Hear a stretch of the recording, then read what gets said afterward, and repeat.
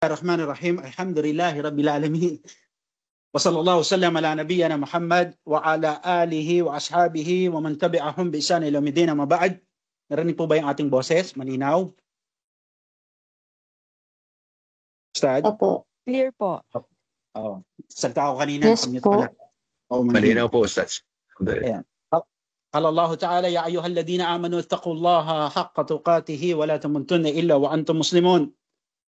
وقال رسول الله صلى الله عليه وسلم وأصدق الحديث كتاب الله وخير الهدي هدي محمد صلى الله عليه وسلم وشر الأمور محدثاتها وكل بدعة دلالة وكل دلالة في النار.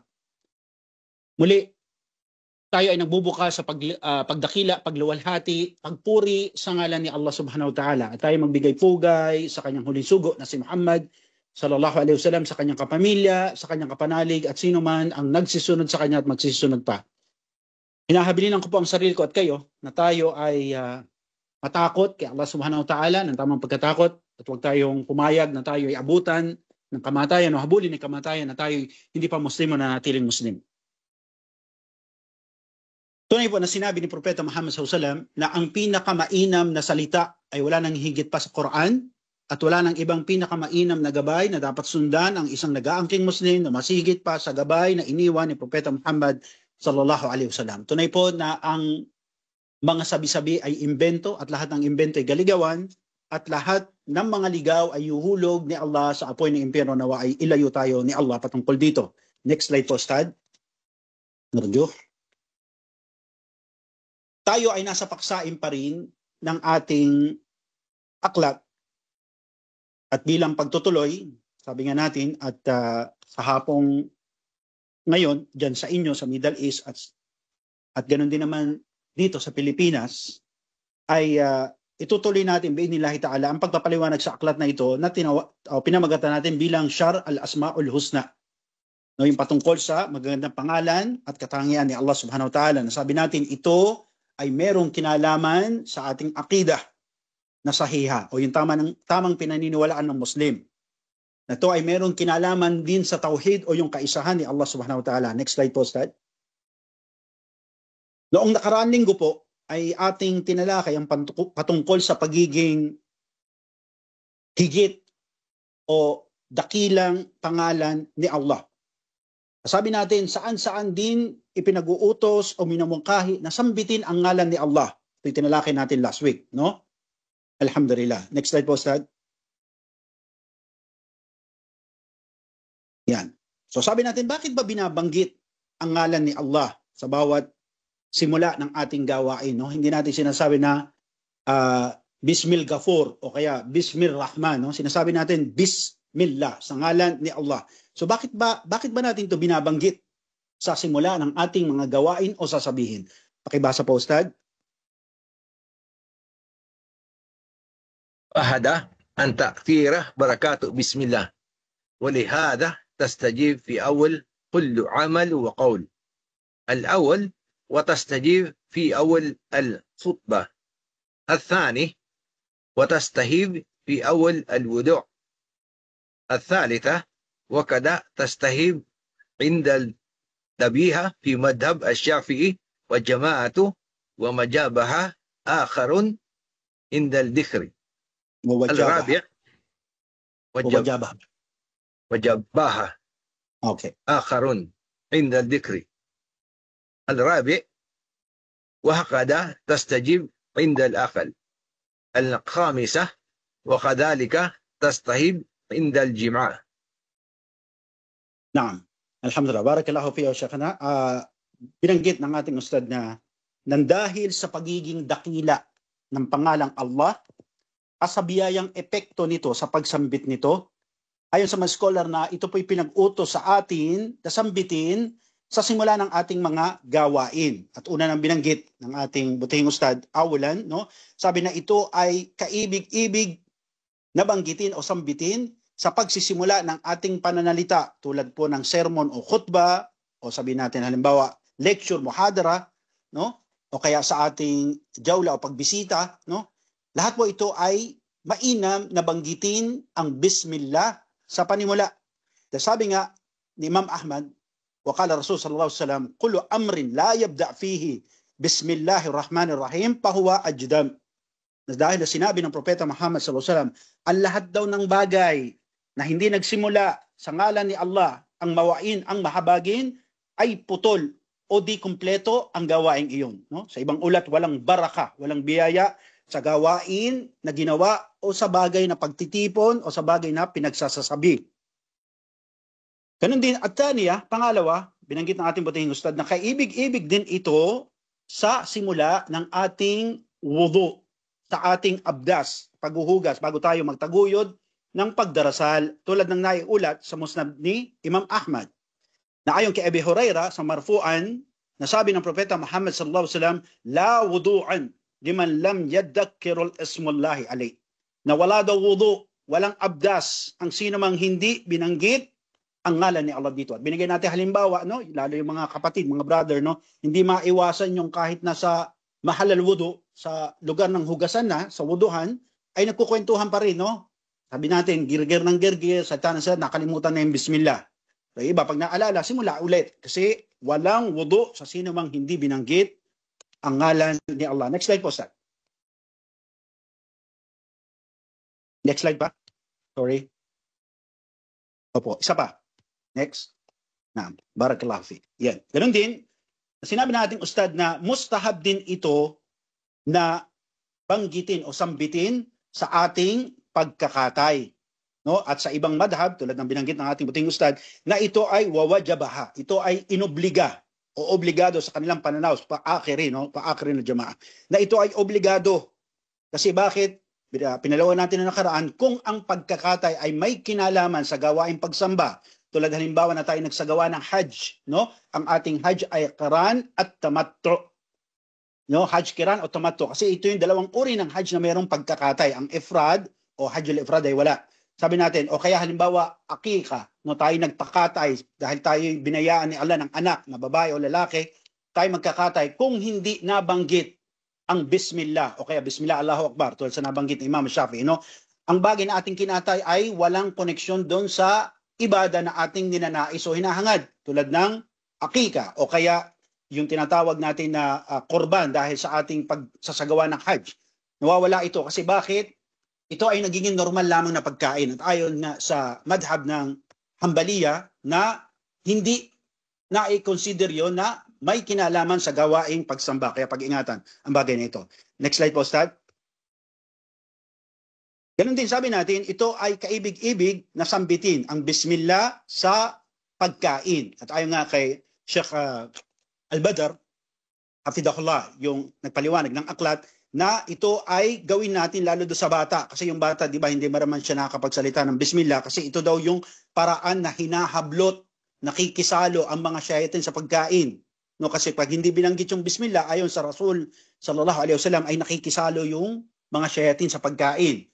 So ayon sa kanya, pinapayuhan niya tayo na pag tayo magsubo sa bata, sabihin natin bismillah. Kasi yung bata hindi pa nakakapagsabi ng bismillah para maingatan yung pagsali o kaya pagkuha ng kabahagi ng pagkain doon sa bata. No? At sabi nga ni Propeta Muhammad sallallahu alaihi wasallam, batay doon sa isang bata na si Umar bin Abi Salama. Sabi niya, "Qul bismillah wa qul bi yaminak wa qul mimma alayk." Sabi niya doon sa bata na yon, tinuruan niya ng Rasul sallallahu alaihi wasallam na ikaw ay kumain at sabihin mo bismillah at gamitin ang iyong kanang kamay at kumain ka kung ano yung nasa malapit sa iyo. Kasi alam natin na tradisyon, kaugalian ng mga Arabo sa Arab country, no? Na kapag sila'y kumakain nasa malaking plato o kaya sa supra o yung plastic na kainan, salo-salo doon, no? Hindi tayo dapat na dumakot doon sa malayo o sa kabila, bagkus makiusap tayo na pakiabot kung meron tayong gustong kainin doon. Ito yung mga bagay na adab o pag-uugali sa harapan ng pagkain. Next slide po, Ustad. Ganon din binanggit natin, no, na ayon nga sa ating Imam Shafi'i rahimahullah na wa kadalika tastajib indal jima', na ito ay kaibig-ibig banggitin din sa bago tayo sumiping sa ating may bahay o wakaan, binanggit doon sa ibang ulat, no? Kapag bago tayo dumapa o pumatong sa ating may bahay, banggitin natin ang dua, yung bismillah, no? Sabi ng ibang mga kapatid, brother, sobrang haba, no? hindi kayang memoryahin kasi hirap nga naman kung mag-uumpisa na tapos babasahin pa yung dua, sabihin lang yung bismillah. So sabi nga natin, ang masahin issue doon, paano kung nakalimutan ni Habi? No, di ikaw ang magbanggit ng bismillah, no? At tinlaki natin to kung ano ang epekto nito kung ito'y malimutan. At hindi na natin ulitin. Next slide po, Ustad. Ngayon sabi natin, bakit kailangan na banggitin yung ngalan ni Allah? Ba't pa tayo kailangan magsabi ng bismillah sa simula ng ating gawin, no, gawain o ating sasabihin? Na ang masahil dito, ayon nga kay Ibn Taymiyyah, nang siya'y tanongin, no, ibig bang sabihin, sabi ng mga tao, bakit kayo nagsasabi ng bismillah sa ngalan ni Allah? Hindi ba kilala ng mga Muslim? O hindi ba kilala ni Propeta Muhammad sallallahu alaihi wasallam ang kanyang Panginoon? Ba't kailangan pang sambitin? No, sasabihin sa ngalan ni Allah, no? Na ayon nga kay Ibn Taymiyyah, rahimahullah, o kahabagan nawa siya ni Allah, na ito'y pagpapakita lamang na sinisingle out natin, no? Na ginagawa nating tauhid ang ating gawain, no? Na inaalay natin yung ating gawain para kay Allah lamang. At sa ibang ulat nga, ay Ibn Taymiyyah, na ito'y bilang pagbibigay galang bago nating lantakan ng pagkain, bago nating kainin, no? Ibig sabihin tayo nagbibigay respeto sa isang nagbiyaya nito. Ganon din sabi natin tayo ay kumakain ayon sa Al-Fawzan para hanapin ang biyaya sa pagkain at pangalagaan tayo ni Allah sa sakit na maaring idulot ng pagkain. Dahil ayon nga sa kanya, hafidahullah kay Sheikh Shalih Al-Fawzan, dalawang bagay ang pwede nating makuha sa pagkain. Ito ay ang maaaring kalusugan at pangalawa ay maaaring sakit na idulot sa ating katawan. Kaya tayo nagsasabi ng bismillah, hinahanap natin ang biyaya, no, ni Allah subhanahu wa ta'ala sa pagkain na yon para ito'y mistulang lakas sa ating katawan at makapagtaguyod tayo ng gawain pagsamba at maalala natin si Allah. Pangalawa, tayo humihingi ng pangangalaga kay Allah na maaring ito'y magbunga ng sakit sa atin, no? Subhanallah. Alhamdulillah, no? Muli, ito ay bagay na pagsisingle out natin sa ating gawain na inaalay natin ito para lamang kay Allah subhanahu wa ta'ala. Next slide po, Ustad. Ngayon, patungkol dun sa paksain na aklat, no, sinabi natin dun sa bab ma'ana la ilaha illallah, yung paksain na kung ano daw yung kahulugan ng la ilaha illallah. Sabi natin, ang kahigitan, no, ang kahigitan nitong ngalan ni Allah. Kaya sinabi natin na 50 sa mga salafatus salih, mga naunang mabubuti at reliyosong tao na nagkaisa, no, ayon kay Imam Al-Qurtubi, na ang Allah ang pinakadakilang pangalan ni Allah, no, sa kanyang mga magagandang pangalan, no. Sabi natin, Allah yung kanyang pinakadakilang pangalan. Na dahil sa kadakilaan ng pangalang ito ay idinugtong, sabi natin, sa pangungusap na pinakadakilang salita, ang la ilaha illallah. Pakibasa ba, Ustad? قال الشيخ صالح الفوزان حفظه الله وكثير من الناس اليوم إذا أسألوا ما معنى لا إله إلا الله فيقولون لا خالق إلا الله لا رازق إلا الله فما يعرف من هذه الكلمة ما من أجله خلق. Subhanallah, no? Sabi ni Sheikh Shalih Al-Fawzan, pangalagaan nawa siya ni Allah, ang isa sa mga kibar nating scholar, no? Ito ang sinabi o binilin sa atin ni Sheikh bin Baz at Sheikh Shalih Al-Utsaimin rahimahullah, na ating babalik-balikan, ating tatanungin ang taong ito pagdating sa kaalaman ng tauhid at aqida, no? Sabi ni Sheikh Shalih Al-Fawzan, no, pangalagaan nawa siya ni Allah, na marami daw tao sa ngayon, marami mga Muslim sa ating panahon, no? Kapag tinanong mo daw, ano ba ang kahulugan ng la ilaha illallah? Ang dami daw nilang sinasabi.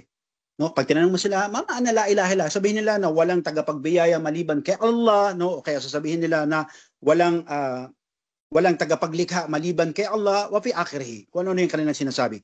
Sabi ng ating butihing Sheikh Al-Fawzan, pangalagaan nawa siya ni Allah, na ang pinakamarad o nilayon na kahulugan nito ay ating nakakalimutan. Nasabi nga sa pangungusap ayon sa kanya, hafidahullah, na ang kahulugan ng la, no, la ilaha, yung la daw, yung la, ibig sabihin nito, wala, wala, wala.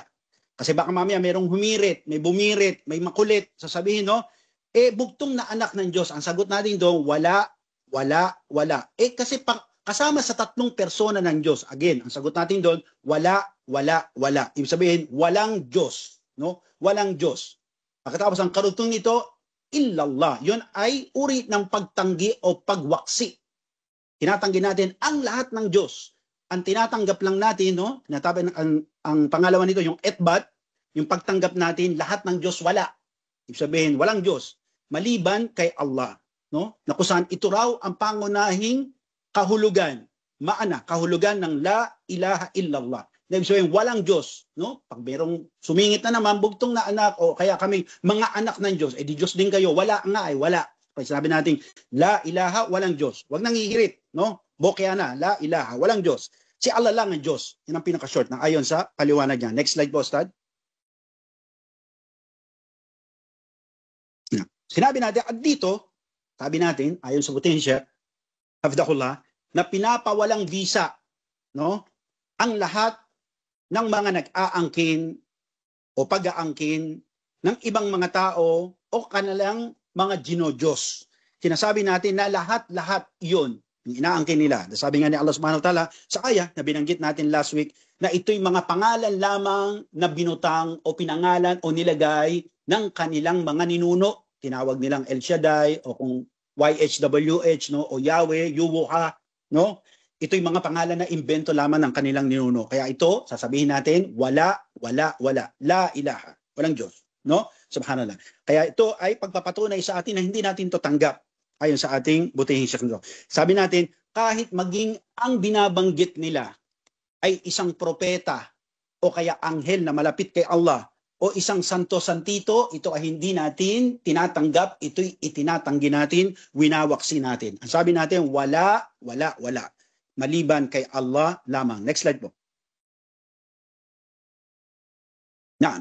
So sabi natin, ano bang kahigitan nitong la ilaha illallah? No? Sabi nga natin, dahil po sa kadakilaan ng ngalang Allah, tulad ng binanggit natin last week, na kung saan nakakabit sa pinakadakilang salita ang ngalang Allah, walang iba kundi ang la ilaha illa Allah, na walang Diyos maliban kay Allah.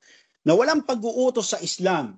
No, sabi natin, ito lang ang utos, la ilaha illallah. No? Wala daw pag-uutos sa Islam, ayon sa buting Sheikh, na sabihin na la ilaha illa Rahman. Wala pong ganong utos. O kaya sabihin na la ilaha illa Ar-Rahim. Wala pong ganon.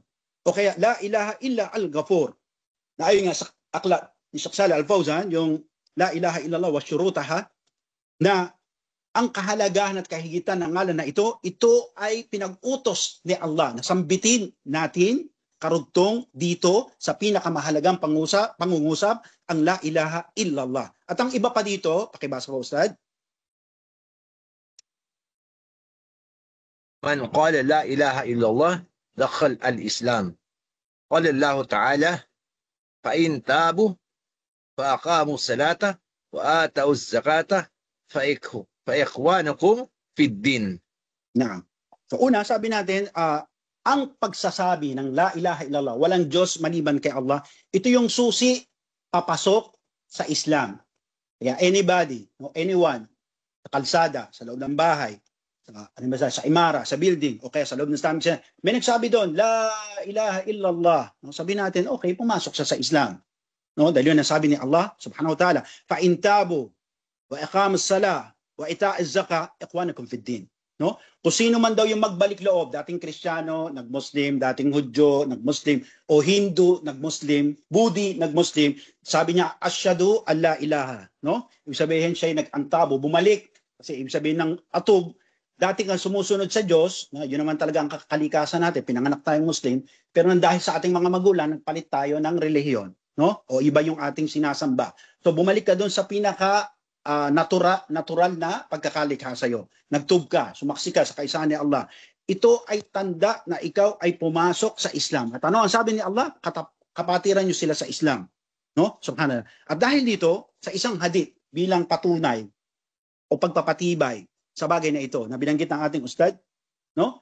Na sinabi ni Propeta Muhammad SAW sa isang hadith, no? Ito ay ulat mula kay Osama bin Zaid bin Harith radhiyallahu anhuma qala ba'atna Rasulullah sallallahu alayhi wa sallam illa harakatun min al-Juhayna faqala fasabahna al-qawm fahazamnahum faqal haqqata anna wa rajulan min al-ansar ar-rajula minhum faqala lamma ghasana faqala ar-rajul la ilaha illa Allah faqafa anhu al-ansari faqata'tu biramhi hatta qatalahu faqala lamma raja'na fil Madinah هذا بلغ لي رسول الله صلى الله عليه وسلم ورسول الله صلى الله عليه وسلم فقال لي يا أسامة قتلت بعد من قال لا إله إلا الله.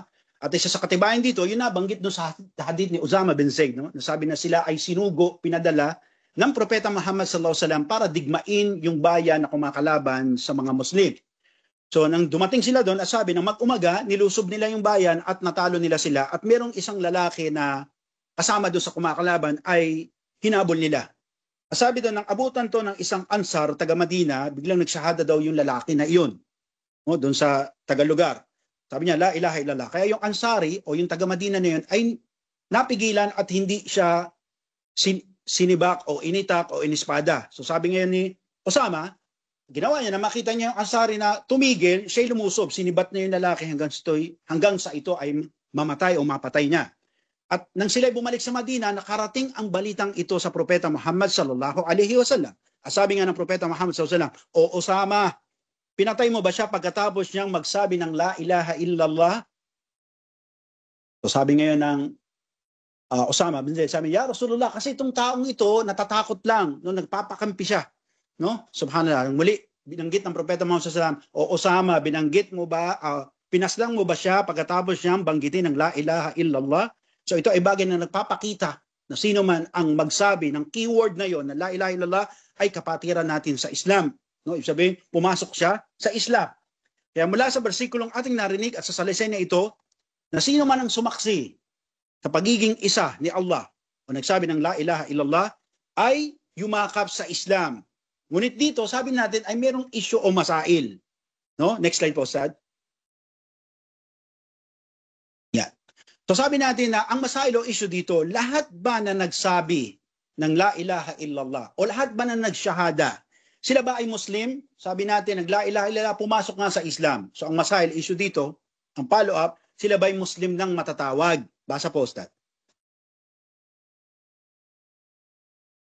ليس كل من يقول لا إله إلا الله يكون مسلما.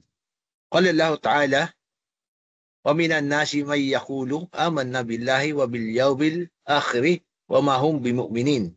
Subhanallah, no? Dito sinabi ng ating butihin Sheikh Saleh Al-Fawzan, hafidhahullah, muli sa kanyang aklat na la ilaha illallah wa syurutaha, nasabi niya na hindi lahat maaring pumasok sa Islam. Pero ang tanong, sumuko na ba? Nag-Muslim na ba talaga? Sabi niya, hindi lahat na nagsabi nito ay tunay ngang Muslim.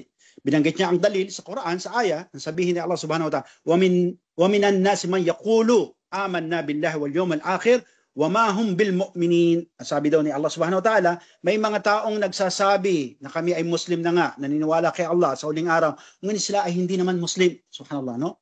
Sabi natin, bakit nasabi ito? Si Allah ang nagsabi, batid niya ang loob at labas ng ating pagkatao. Kasabi ni Allah subhanahu wa ta'ala, may mga tao na nagsasabi ng la ilaha illallah, pero hindi naman talagang yumakap talaga sa Islam. Pumasok nga sa Islam, pero hindi naman talagang tumalima. Batay isang salisay hadith, وعن ابن عمر أن رسول الله صلى الله عليه وسلم أن أمرت أن قاتل الناس حتى يشهدوا أن لا إله إلا الله وأن محمد رسول الله ويقيموا الصلاة ويؤتوا الزكاة فإذا فعلوا ذلك وعصموا مني الدماءهم وأموالهم إلا بالحق الإسلام وحسابهم على الله. Sabi ng Propeta Muhammad sallallahu alaihi wasallam mula kay Ibn Umar na inutusan daw siya na kalabanin ang mga tao hanggang sila ay sumaksi na walang Diyos maliban kay Allah. At ako si Muhammad ay kanyang sugo. At sila ay magtaguyod, ulitin natin, sila ay magtaguyod ng sala, pagdarasal. At sila ay magbigay ng zaka o kawang gawa. At kung gawin nila ito, ay pinangalagaan nila ang kanilang dugo at kanilang kayamanan, maliban kung ano yung karapatan ng Islam at ang pagtutuos nila kay Allah lamang. So sabi natin sa bersikulong binanggit bilang katibayan na hindi lahat ng nagsabi ng keyword na yon na la ilaha illallah, sumaksi na walang Diyos maliban kay Allah, ay isa na ang Muslim na lubos. Ngunit dapat nating sabihin, sino man ang sumaksi sa kaisahan ni Allah, sino man ang magsabi ng la ilaha illallah, pagkatapos siya'y nagtaguyod ng sala at nagbigay ng zaka, ito'y tanda na siya'y Muslim na. No? Ang masail doon yung aya na binanggit ni Allah na wamahum bil mu'minin, na sila hindi Muslim. Siyempre si Allah yun, no? Siya ang nakakaalam ng lahat-lahat. Sa atin, ang pamantayan na binigay sa atin ng Islam, kung ano yung sinabi ng Propeta Muhammad sallallahu alaihi wasallam, nagsyahada, nagtaguyod ng sala, nagbigay ng zaka, sabihin natin siya ay Muslim na sa ating pamantayan. Next slide po, Ustad. Basa po, Ustad. Kalimatan tayyibatan kasajaratin tayyibah. Qala Allah Ta'ala, alam tara kaifa daraballahu matalan kalimatan tayyibatan kasajaratin tayyibatin asluha thabitu wa far'uha fis sama. Mashallah. No? Dito, binanggit naman ni Allah subhanahu wa ta'ala ay do sa aklat, no? Na ang mabuting salita ay hinalintulad ni Allah, in example ni Allah, sa isang puno. No? Kaya doon binanggit na ang kahigitan ng la ilaha illallah, kalimatan tayyibatan kasajaratin tayyiba. No? Sabi doon na ang mabuting salita ay katulad ng puno. No? Kaya sinabi ni Allah subhanahu wa ta'ala sa aya, hindi mo ba alam kung papaanong nagbigay si Allah ng isang halimbawa ng isang salitang mabuti o kaaya-aya na katulad o gaya ito ng isang puno na mabuti o kaaya-aya na ang ugat nito ay matatag, which is tumutukoy ito sa Muslim, no? Matatag kahit anong lunos, agos ng pagsubok, matatag, at ang mga sanga nito ay nakaunat sa langit, no? Subhanallah. Next slide po, Ustad. Yan. Dito sinabi ni Ibn Qayyim rahimahullah, no? Na sabbahu subhanahu wa ta'ala kalimatan tayyibatin bisajar, no? Na ayon kay Ibn Qayyim na inahilintulad anya ni Allah ang salitang mabuti sa isang punong mabuti. Dahil ang salitang mabuti ayon kay Ibn Qayyim, ito ay nagbubunga ng mabuting salita, no? At gawa. Ibig sabihin, tumutuwid yung tao kapag nagsasalita siya ng mabuti. Ano ang tinutukoy dito? Yung la ilaha illallah. Kapag nag-Muslim yung tao, nagtaguyod ng sala, which is mabuting gawain, nagbigay ng zaka, which is mabuting gawain, ito yung prutas ng kanyang mabuting salita. No? Walihada dahil ala qawl al-jamhur al-mufassirun alladhina yaquluna kalimatan tayyibatin hiya ash-shahada an la ilaha illallah. At dahil dito sabi ng Ibn Qayyim na ayon sa mga nagpapaliwanag sa paksaing ito na ang mabuting salita na tinutukoy ni Allah sa aya ng Quran ay ang pagsaksi na walang Diyos maliban kay Allah. Ibig sabihin, ito yung pagsasabi ng la ilaha illallah. Nakatunayan ang bunga ng la ilaha illallah, kung tunay nga seryosong pumasok at yumakap sa Islam, ang isa ay nagkakaroon siya ng bunga ng gawaing matuwid. Na kung saan ito ay bagay na kalugod-lugod kay Allah. Kaya sa bersikulong binanggit natin bilang katibayan na hindi ang salita ng pangako ng politiko na sinasabi na iboto nyo ako, ipapasimento ko pati bahay at mukha nyo. Hindi po yun. O kaya yung pangako ng inyong mga hobby, my love, my one and only, o yung darling nyo, etc. Papangakuan, okay, sa susunod nating anniversary, punta tayo. Hindi po. Ang pinakamabuting salita, no? Kung hindi, walang iba, ang la ilaha illallah. Kaya kung tatanungin kayo, ano bang pinaka-the best na speech? Sabihin nyo, simply, la ilaha illallah. Hindi yung sasabihan kayo na I miss you, I love you, dili po. Ang pinakamabuting salita ay ang la ilaha illallah. Sabihin nyo, hindi ba mahalaga yun? Mahalaga rin po yun para sa inyong mag-asawa, yes. Pero ang pinakamabuting salita, hindi yung salita na lumabas sa bibig ng iyong asawa o pangako ng iyong asawa, kundi ang la ilaha illallah. Tandaan po yan. Okay? Next slide po, Ustad.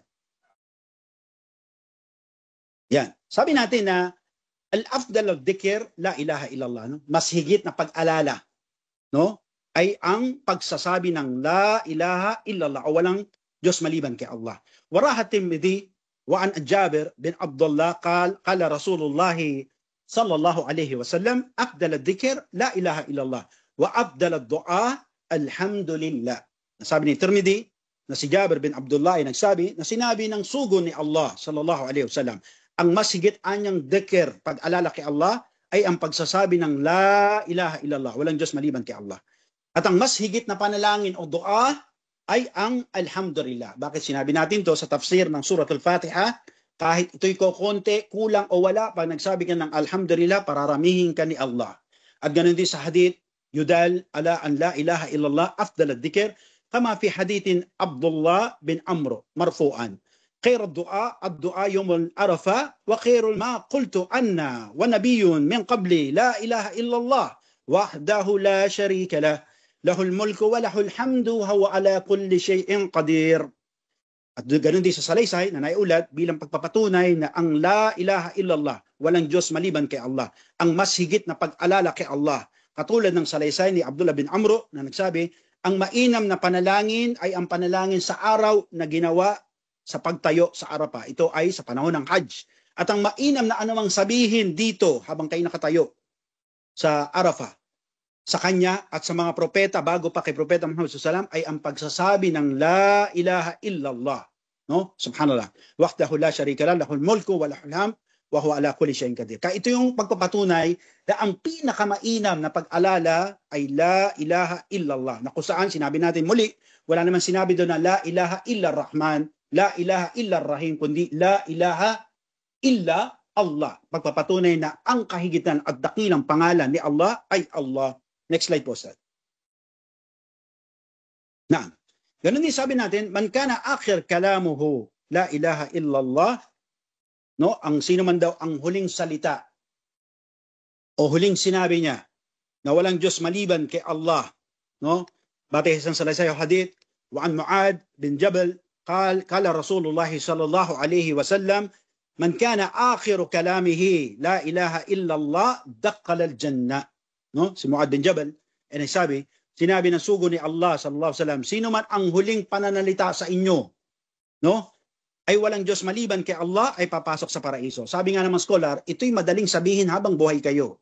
Pero kapag nandoon na ang sakratul maut bil haq, no? Kapag nandoon na yung habdi, sakit, no? Ng paghugot ng kaluluwa na siya namang totoo at ating tinatanggi, ay hindi madaling sabihin ang La ilaha illallah. Dahil maraming mga kapag sila ay dinatnan na ng bangungot ng sakratul maut o paghugot ng kaluluwa, sinasabi nila, kayamanan ko, kaya asawa ko, subhanallah.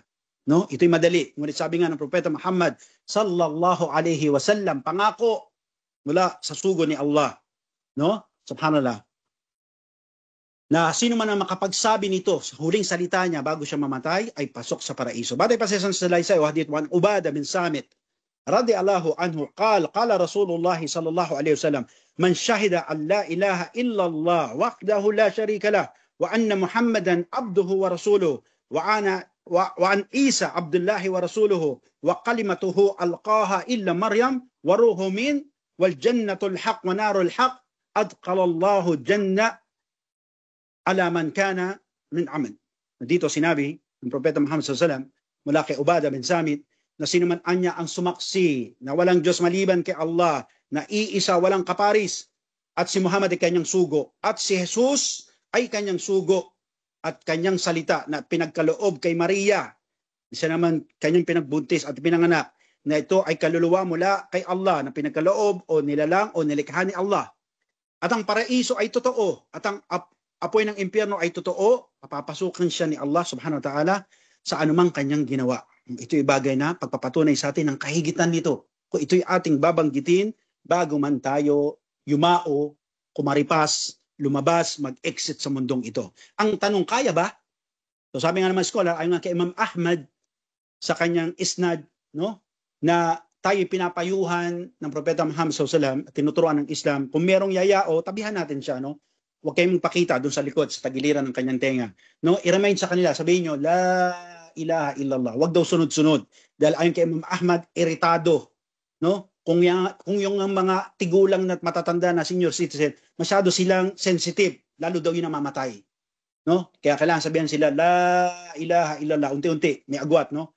La ilaha illallah. Para yun yung huling pananalita na kanilang masambit. Bakit to pinapagawa? Kasi hindi po madali yung pagsasabi ng akhir kalamihi la ilaha illallah dakhala jannah. Yung kanyang huling sabihin la ilaha illallah, napakabigat po ito, no? Mahirap tong gawin. Next slide po, Ustad. Yan, basa po, Ustad.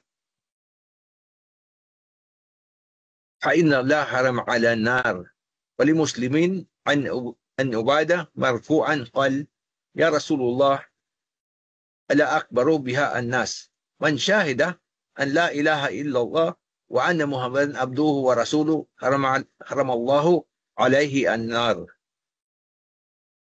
Dito po sa binasa ng ating buting Ustad, no, na sabi ng Propeta Muhammad SAW, ito ay tinalakay din sa Kitabul Tawhid. No? Sinabi ng Propeta Muhammad SAW na man shahida an la ilaha illallah wa anna Muhammadan Rasulullah haramallahu alayhi an-nar. Nasiliman niya ang sumaksi na walang Diyos maliban kay Allah at si Muhammad ay kanyang sugo, ay ipagbabawal ni Allah sa kanya ang apoy ng impyerno. No? Pati pa sa salaysay o hadith, وقال لبيك يا رسول الله وسأديك وقال من عبد يشهد أن لا إله إلا الله وأن محمد رسول الله إلا حرمه على النار. Sabi ng Propeta Muhammad SAW, sino man anya mula sa alipin ang sumaksi na walang Diyos maliban kay Allah at si Muhammad ay sugo ni Allah maliban sa ipagbawal sa kanya ang apoy ng impyerno. Naway bilang tayo ni Allah sa mga taong makakasambit nito. No? Next slide po, Ustad.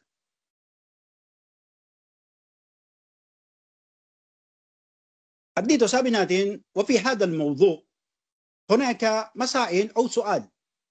هل كان من قال لا إله إلا الله يدخل الجنة مباشرة؟ No, ito ang tanong ayon sa ating butihing Sheikh. No? Sa paksang ito, sabi niya na mayroong issue. Ang tanong ay, lahat ba na nagsasabi ng la ilaha illallah ay pasok diretso sa paraiso? No? Sabihin alatul, mubasharatan, dire-diretso, pasok agad. No? Na ayon nga sa aklat ng Kitab Tauhid sa komentaryo nito, وَقَوْلِهِ إِلَّا مَنْ شَهِدَ بِالْحَقِّ وَهُمْ يَعْلَمُونَ. Sabi nga, na maliban sa sino man daw yung magsabi ng la ilaha illallah at batid niya ito, sabihin, tiyak niya ang kahulugan nito, at siya'y makatotohanan dito. No? Ibig sabihin, naitaguyod yung mga kahilingan nito, tulad ng sala, zaka, saum, hajj, no? Naitaguyod siya. No? Sino man ang bumigkas nito at naitaguyod ang mga kahilingan nito, at ito ay malinaw sa kanyang kaalaman, nanampalataya siya rito, kumilos siya dito, no, tunay na ito ay merong pakinabang. Ngunit kung ikaw ay hindi kumilos, wala kang kaalaman para dito, nagsabi ka lang la ilaha illallah, wiyadu billah, no? Ito ay walang pakinabang po sa iyo, no? Ayon sa ating butihing Sheikh Muhammad bin Abdul Wahhab rahimahullahu ta'ala. Waqala lahuma min hadithu Uthman, fa inna Allah harrama 'ala an-nar man qala la ilaha illallah yabtaghi bidalika wajhillah. Sinabi nga ni Uthman na tunay na si Allah ay pinagbawal sa kanila ang apoy sa mula na nagsabi ng la ilaha illallah na wala kayong ibang hinangad maliban sa mukha o pagkakakita sa mukha ni Allah sa loob ng paraiso. Kaya mas inam, ayon sa ating butihing Sheikh Abdul Razak Al-Badr, hafidhahullah, na mas inam daw na sabihin patungkol sa kahulugan nito ang sinabi o binanggit ni Sheikhul Islam, Ibn Taymiyyah at iba pa sa kanya. Ang salaysay na ito ay para sa sino mang nagsabi at namatay. Nagsabi at namatay. Nagsabi ng la ilaha illallah tapos namatay. No? At sinabi niya ito ng tapat mula sa kanyang puso at kontento ka sa iyong puso sa pagkakasabi na ito. Na walang bumubulong sa puso at isipan mo na si Jesus ay bugtong na anak ng Diyos, kabahagi ng tatlong persona. Walang gano'n, no? Subhanallah, ikaw, kinamatay mo yung la ilaha illallah, batid mo ang kahulugan nito at tausto sa iyong puso, no? Wala siyang pag-aalinlang o walang taraddud, walang pag-aalingan dito, asigurado siya sa kanyang sinambit, tunay po na ipagbabawal ni Allah sa kanya ang apoy ng impyerno magpakailanman. Hindi po kabilang dito, no? Ang mga nagsasabi lamang sa kanilang dila ng la ilaha illallah dahil gustong lumaki ang sweldo, no? Hindi po kabilang dito ang mga nagsasabi ng la ilaha illallah tapos sabi natin na gusto lang kasing mag-asawa ng Arabo o kaya isang Muslim, no? At hindi din po kabilang dito sa hadith na ito yung mga nagsasabi ng la ilaha illallah dahil lang gusto makapasok sa Makkah, no? Sabihin kasi may mga bata, kasama yung amo, walang magbibitbit, titingin sa kanila, isama sa sakyan, pagsyahadahin na lang, subhanallah, hindi po kasama dito. Ayon sa ating butihing Sheikh, no? Subhanallah. Sila nagsasyahada para nang maipasok sa Makkah, kasama sila bilang sabihin natin na housemaid, para mayroong tumulong sa kanilang umalalay sa kanilang mga anak, para magsagawa sila ng umrah at hajj, ay hindi po kayo kabilang dito, no? Maliban ang mga nagsabi lamang sa kanilang dila ng la ilaha illallah na ito'y totoo, bilhaq, dalisay, no, sincero, ikhlas sa kanilang puso at tapat ito sa kanilang puso, kumilos tayo ayon sa mga kondisyon na ito, ang haligi ng la ilaha illallah at kinamatayan mo ito.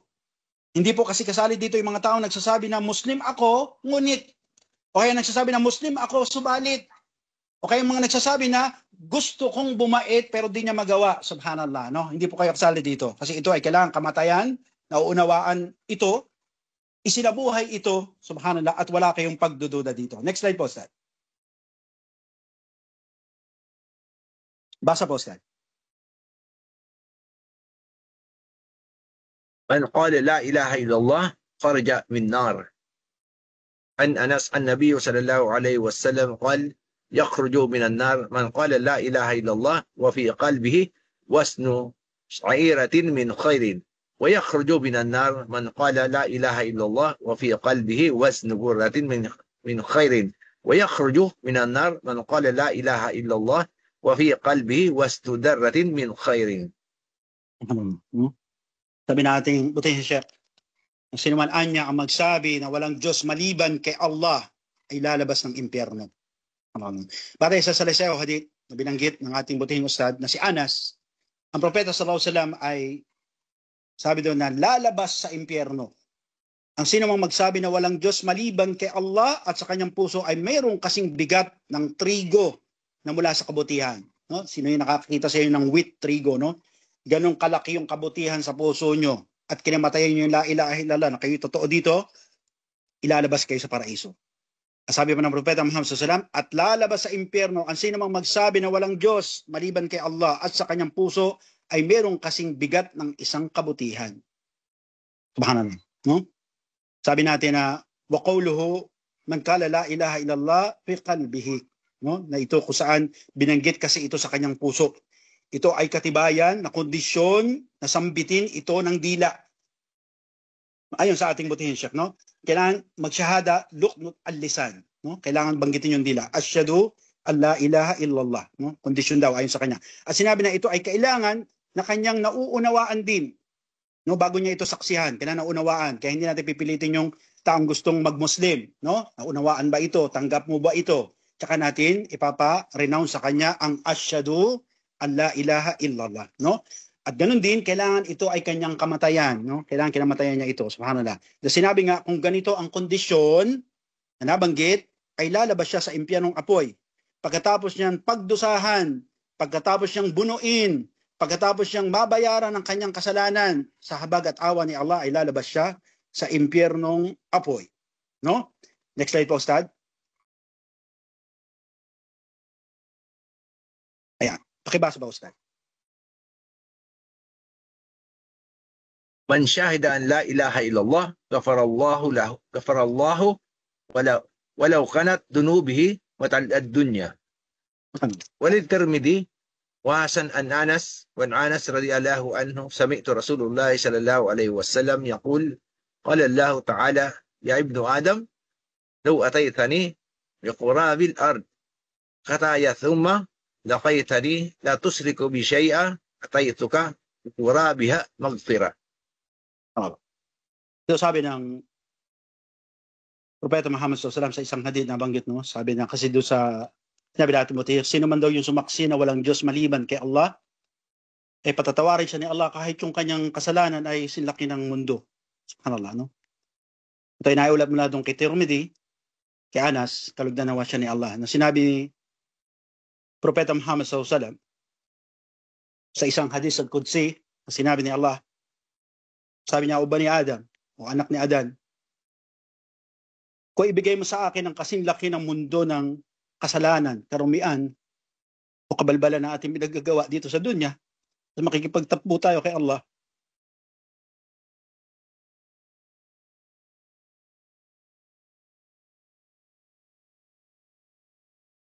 bit-bit mo itong dami ng kasalanan mo,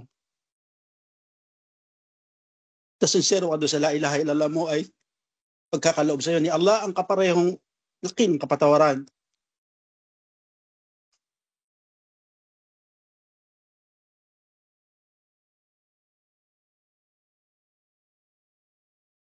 Meron pa tayo ulit sa isang hadith na isang tao natutungo sa Yawm al-Qiyamah kay Allah subhanahu wa ta'ala, na pag-uutusan ni Allah subhanahu wa ta'ala ang taong ito na lumapit sa kanya, tuutusan niya ang mga kiraman katibin na ilatag yung kanyang aklat na sinulatan.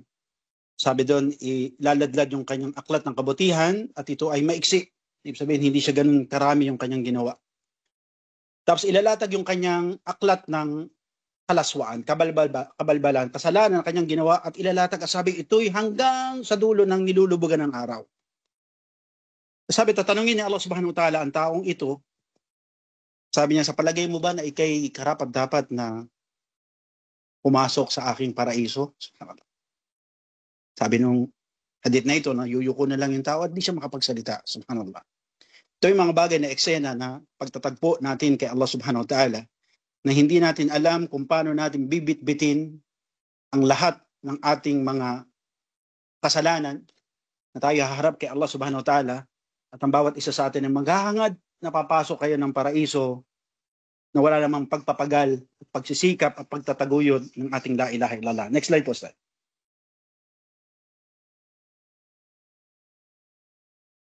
Basta ba, Ustad? أسعد الناس يوم القيامة من قال لا إله إلا الله قال الله رسول الله صلى الله عليه وسلم أسعد الناس شفاعتي يوم القيامة من قال لا إله إلا الله خالصا من قلبه أو نفسه. Sumunod, binanggit ng ating Ustad na ang pinakamasayang tao ay sa batihin, sir, no? Yung pinakamasayang tao sa araw ng paghuhukom ay ang siyang nagsabi ng la ilaha illallah. Imagine yung mga, sabihin natin, mga kamag-anak nyo, mga mahal nyo sa buhay, na wala pang la ilaha illallah, ano kaya ang kanilang kahantungan sa yawmul qiyamah. Sabi na isang hadith, kala Rasulullah SAW, al-as'adun nas, no? Yung pinakang masayang tao na nagdidiwang doon sa araw ng paghuhukom ay siyang pinagkalooban ng syafa'ah. Sabi natin, pagdating doon kasi bawat grupo, bawat umma, bawat nasyon ay pupunta sa kanya-kanyang propeta at hihingi sila ng tulong.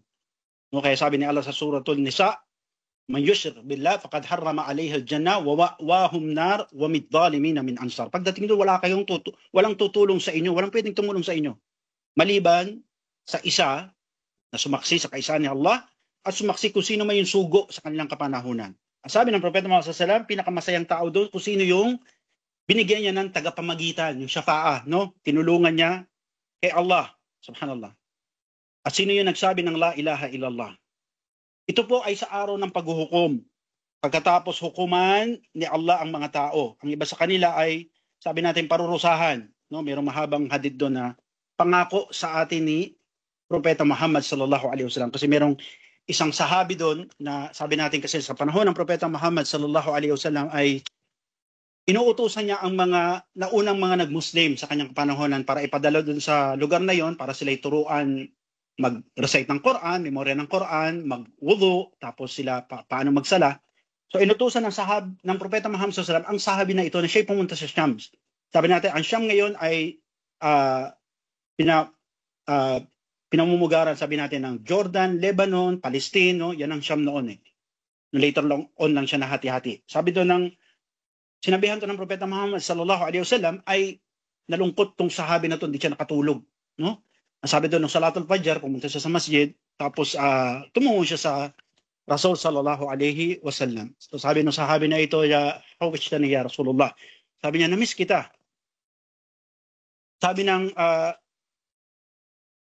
Propeta Muhammad sallallahu alaihi wasallam na yung gabing yun, ibig sabihin nung after Isha magkasama sila. Tapos nung Fajr, nakita sila, ang sabi ng sahabi na yon na namiss kita ya Rasulullah. Sabi niya, walida, sabi niya nang dahil doon, sabi nung sahabi na yon radiyallahu anhu, kasi ya Rasulullah, sabi niya, inuutusan mo ako pumunta ng Sham. Sabi niya, hindi ko alam kung aabutan kita, pagbalik ko dito, o makakabalik pa ako. Tiniyan yung mga sahaba radiyallahu anhu, kumuha tayo ng aral, no? Ang tinitignan nila yung the day na imit nila ang Rasulullah sallallahu alaihi wasallam sa araw na iyon. Kaya ang sabi ng Propeta Muhammad sallallahu alaihi wasallam, ang pinakamasayang tao sa panahon na iyon ay ang kanyang ipinamagitan kay Allah subhanahu wa ta'ala. Sabi natin na sinabi ng Propeta Muhammad sallallahu alaihi wasallam, ayon nga kay Tirmidhi, na huwag kang mag-alala, sinabihan niya yung sahabi na iyon, no? Na sabihin natin na I'll be there for you, no? Sabi niya dun sa sahabi na iyon, paparoon ako para sa inyo. Nagbanggit siya ng 3 lugar. Sabi niya sa panahon na ipagkakaloob o ibibigay sa atin yung ating aklat, yung ating hisab, no? Pangalawa, endal sirat. Pangatlo, ang binanggit ng Propeta Muhammad sallallahu alaihi wasallam, wa endal haud, o yung tinatawag natin na alawa, no? Na kung saan sabi natin na doon nagbigay ng pag-asa. Sabi natin ito yung date na inaabang-abangan natin, no? Hindi yung date ng pakikipagtagpo, pumunta tayo ng White House o Malacanang para tignan yung mga mayayabang na tao, hindi po. O kaya i-meet natin kung sino yung mahal natin, no? Hindi. No? Ito yung date na pinangako sa atin ng Rasul sallallahu alaihi wasallam na huwag kayong mawawala, no? 3 yung tagpuan. Sa panahon na ibibigay sa atin yung aklat, sa panahon na pagtawid natin ng sirat, at sa end al-haud. Sabi natin yung haud, sabi ito yung lawa ng Propeta Muhammad sallallahu alaihi wasallam na ayon nga sa aklat. Na ito ay merong sabi ng iba, daan-daang libo o milyon na tasa ng ginto na lumulutang doon. At kung sino yung makatawid sa sirat, na uhaw dahil 50,000 taong kayong tumayo sa iyo, kaya maiinom kayo doon. No? Subhanallah, painumin kayo. Sabi ng Rasul sallallahu alaihi wasallam, huwag kayong mag-alala, andun yung ating date, no? Andun yung ating usapan, andun yung ating tagpuan. Kaya huwag kayong mawala. Ito yung bagay na binibigay ng pag-asa sa atin ni Allah subhanahu wa ta'ala na kahit ganong hirap ang buhay nyo, kahit sabi natin na kahit ganong kabigat ang dinanas nyo sa mundong ito, si Propeta Muhammad ay nagbibigay ng pag-asa sa inyo. Sa panahon na kung saan makikipagtagpo tayo sa kanila. Kaya ang tanong, sino ba ang nais nyo makadate sa panahon na iyon? No, next slide po, Ustad. Yan, basa po, Ustad. لا إله إلا الله هي الرسالة التي أبلغها الرسول إلى أمامهم. وما قال تعالى وما أرسلنا من قبلك رسولا إلا نوحي إليه أنه لا إله إلا أنا فاعبدون. Sinabi natin din stock, no? Butihing Ustad na sinabi ng may akda ng aklat na ang la ilaha illallah ang mensaheng pinahatid ng mga sugo sa kanilang mga nasyon. Yung la ilaha illallah ta'bud, no? Na walang Diyos malimang kay Allah at sambahin siya. So ito yung mensahe na binigay, no? Binanggit na aya na sinabi ni Allah subhanahu at hindi kami nagpadala mula noon na mga sugo maliban sa ipahayag nila sa kanilang mga nasyon na walang Diyos maliban sa kanya, maliban kay Allah at sambahin nyo siya. No? Sabi nang banggitin ng kataas-taasan ang patungkol sa bagay na ito sa mga naunang nasyon na tayo inutusan na tayo magbalik tanaw sa kanila, no? At malinaw na katibayan patungkol sa isyong ito. No, lalo yung tinalakay natin kung ang Ismullahi Arabiya, no, kung ang ngalan ba ni Allah ay wikang Arabi, no, sabi natin, tayo pinapayun mas scholar magbalik tanaw sa isyu na ito. Na ang lahat ng mga sugo na nauna pa sa Propeta Muhammad SAW, kasama ang kanilang mga aklat, ang diwa ng pundasyon ng kanilang mensahe ay ang pag-uutos sa pagsamba sa nag-iisang Diyos kay Allah. Ang la ilaha illa Allah, no? Na walang pagtatambal sa kanya. At ang pagsamba sa iba maliban sa kanya ay walang saysay o walang kwenta. Next slide po, sir. Kaya sabi natin, ito ay malinaw na katibayan na iisa ang mensaheng dinala ng mga propeta at sugo sa kanilang nasyon.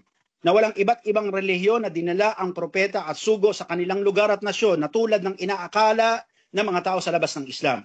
Ang unang reliyon daw sa panahon ni Moises ay Judaismo, at sa panahon ni Jesus ay Kristyanismo, at sa panahon daw ni Muhammad ay Islam na. Hindi po ganito, no? Next slide po, Ustad. Time's up na tayo, no? Okay, last natin to, inshallah, no, paumanin. Sabi natin na wa qawlu la ilaha illallah walau ma'a qalilan min al-a'mal yu'di ila maghfiratu wa dakhul jannah. Sabi daw yung pagsambit daw ng la ilaha illallah kahit na ang isa ay kakaunti ang gawaing mabuti, ay patatawarin ni Allah kung kanyang naisin at magiging dahilan para kayo papasukin ni Allah sa paraiso. No? Kaya yung mga tatamad-tamad dyan gumawa ng gawaing pagsamba, no? Wa qawluhu adkhalallahu al-janna ala ma kana min amal. Sabi dito na papapasukin sila ni Allah sa paraiso mula sa anumang kanilang ginawa. No? Ito ay pangkahalatang sagot sa kondisyon nito. Sa salaysay, no? Napapapasukin ni Allah subhanahu wa ta'ala anuman ang inyong ginawa. Sabi nga ni Al-Qadi, Al-Iyad, rahimahullah, ito ay sagot sa salaysay ni Ubadah, na ito ay espesyal sa sino man nagsabi base sa sinabi ng sugo sallallahu alaihi wasallam na kung sila ay totoo sa kanilang salita, no? At ito ay kanilang kinamatayan, ang tauhid na ito, sila ang karapat-dapat sa habag ni Allah subhanahu wa ta'ala at sila ang makakapasok sa paraiso biidnillahi ta'ala. Wa quli qawli hada wa astaghfirullah li wa lakum wa lisa'il mu'minin fi kulli dhanbin fastaghfirhu innahu huwal ghafurur rahim. Ayaw natin pagkahabaan dahil oras na. Alam natin na hindi pa tapos ang ating slide. Pero minabuti natin na ito'y putulin dahil tayo sumusobra sa oras. Back to you, admin.